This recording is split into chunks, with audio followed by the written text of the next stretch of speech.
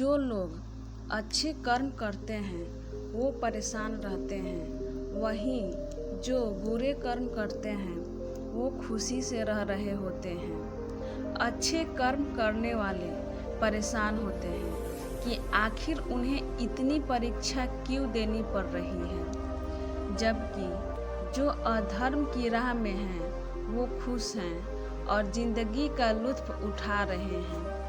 अगर आपके मन में भी ये सवाल आया है तो आज हम आपको इसका जवाब देंगे। ये जवाब वो है जो भगवत गीता में लिखा है और श्री कृष्ण ने अर्जुन को दिया था। भगवत गीता में वर्णित कथा के अनुसार जब भी अर्जुन के मन में कोई दुविधा होती थी तो वो श्री कृष्ण के पास पहुंच जाते थे।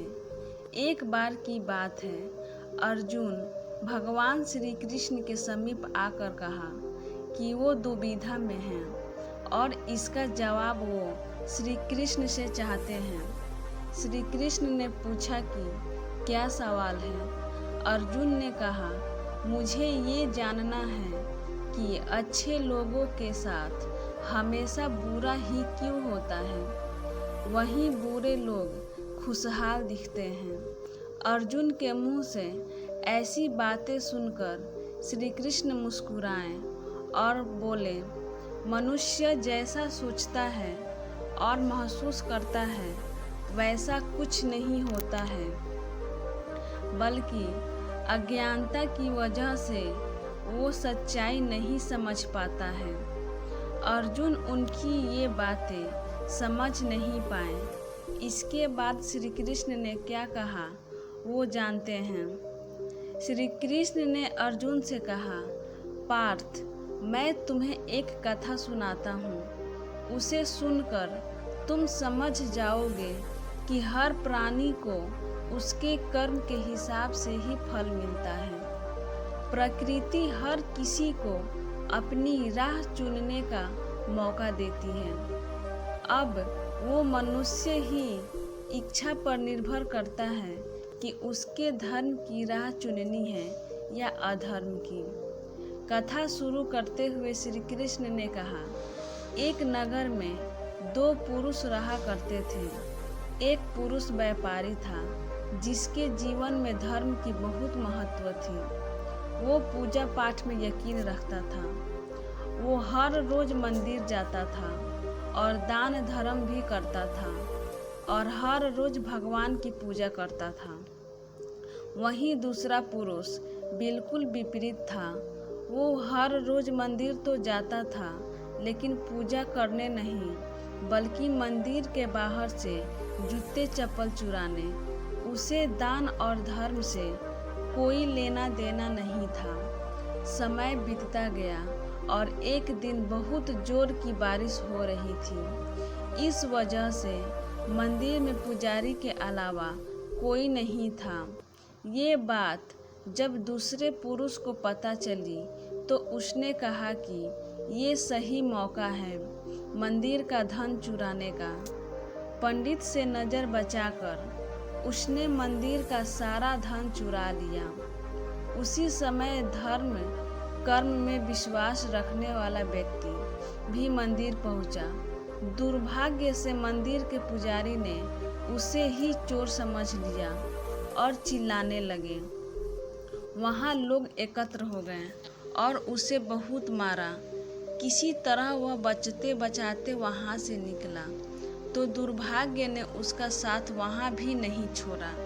मंदिर के बाहर वो एक गाड़ी से टकरा गया और घायल हो गया।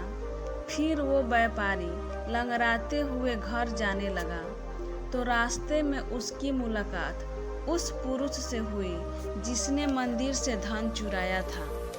उसने कहा, आज तो मेरी किस्मत चमक गई, एक साथ इतना सारा धन मिल गया। ये सब देखकर उसे बहुत बुरा लगा और उसने अपने घर से भगवान की सारी तस्वीरें निकाल दी। कुछ सालों बाद दोनों की पुरुषों की मृत्यु हो गई। मरने के बाद जब दोनों यमराज की सभा में पहुँचे और भले पुरुष ने दूसरे व्यक्ति को देखा तो उसे बहुत गुस्सा आया।